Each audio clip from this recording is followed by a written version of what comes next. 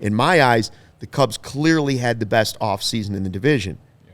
And when I said we talked about 500 being a mark where I'd be disappointed if they weren't 500, I'll be even more disappointed if the Cubs aren't ahead of the Pirates, the Reds, again this season. If you're going to tell me that the Pirates had a B, okay, the Cubs finished ahead of them last year. If they're not ahead of those two teams again, something has gone drastically wrong.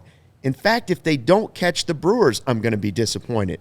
The Brewers have great starting pitching. Not arguing that. But what did the Brewers do this offseason? They added William Contreras by trade, and their biggest free agent signings, Brian Anderson and Wade Miley. If the Cubs had added Wade Miley and Brian Anderson as their two biggest free agents, people would be revolting at Clark and Addison. Yeah. It would be, if you think it was bad now, imagine if that was your offseason.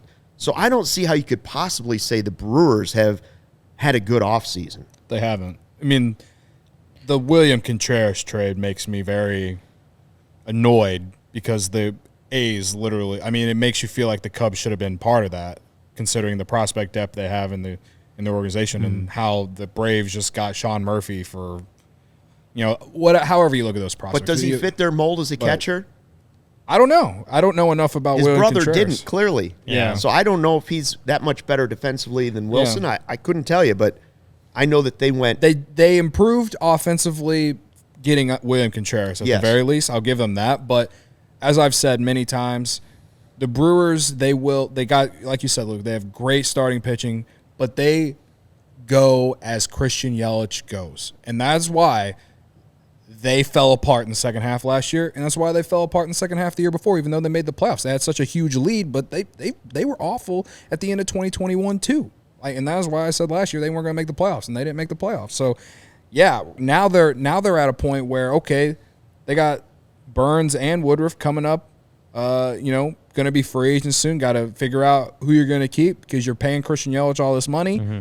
And, they're small market. They do not act like, some of these bigger teams around the league. They're definitely in a position where I could absolutely see them selling in July. I mean, they sold Josh Hader whenever they were in first place. Like, I would not be surprised to see them sell. But obviously it depends on how good they are.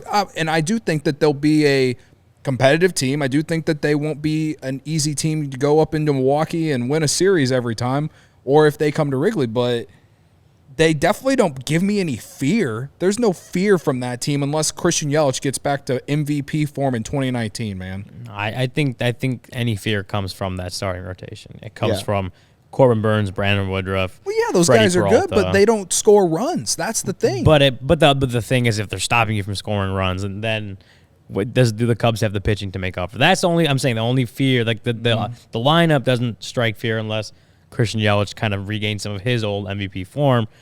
But it's the pitching staff that's gonna keep. That's where the Brewers are gonna sink or swim. Is can Corbin Burns, Brandon Woodruff, can Freddie Peralta stay healthy? Like all those guys. I mean, you got Eric Lauer, Hauser, Aaron Ashby. Now you got Wade Miley into the mix. Like those are they still have one of the best starting rotations in baseball. And that's where they didn't build the offense like they should have, but they don't really have holes in that rotation. And we do question what Ryan's saying too. We also do question if the Cubs have enough offense. Like we all agree that they could have added a much bigger bat still to this team, like a middle of the order big bat this offseason that they didn't do. But the Brewers have better pitching than the Cubs, starting pitching than the Cubs do. But the Cubs have closed the gap a little bit. The Cubs, I believe, have much better defense and have better offense than the Brewers do. So I believe at the end of the season, or I should say after the All-Star break, the Cubs are less likely to be full sellers than the Brewers are. I'm just not sold on their team. So when I look at those offseason grades and I say Wade Miley, that makes me feel good as a Cubs fan. If I'm out there just looking at it and saying, who are the teams ahead of me?